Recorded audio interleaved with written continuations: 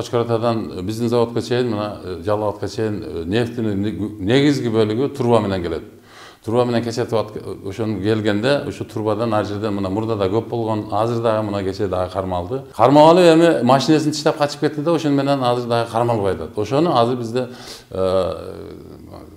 биздин ошолорду уюштуруп, уурулукту уюштуруп, бекитип, крышевать айтканда крышевать эткен адам оказывается УУДОдо иштейт экен. Анын бир тууганы Сузактын Роудус иштейт экен, ошо уурулук болгон территорияда.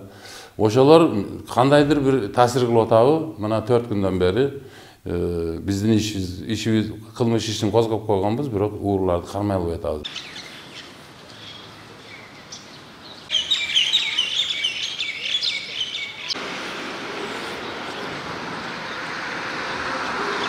Ноябрь күнү кечки саат 10:50-11ге жакын түнкү саат. Ошондо Сузак районунун Камышбаш айылындагы Кыргыз нефтегаз ачык акционердик коомунун нефти өтүүчү турбасынан белгисиз кылмышкерлер Портер автоунаасы менен нефти урдап аткан учурда кароолчу көрүп калат. Көрүп калып дароо аны кылмышкерлер көрүп калып, ошол жерде автоунаасын да таштап качып кетишкен. Бул маалымат Сузак райондук ички иштер бөлүмүнө маалымат келип түшүп, ыкчам тергөө тобу азыркы учурда ошол окуя боюнча тийиштүү иштерди жүргүзүп, тергөө амалдарын жүргүзүп жатат.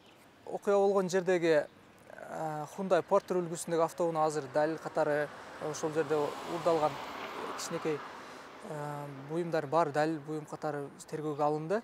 Ошондой эле учурда бул келтирилген материалдык чыгымдарды аныктоо боюнча ошол Кыргыз нефтегаз ачык акционердик коомуна дагы билдирүү жиберилген да. Ошол чыгымдарды аныктасак, ошого жараша чечимдерди тергөөчүлөр көрөт да.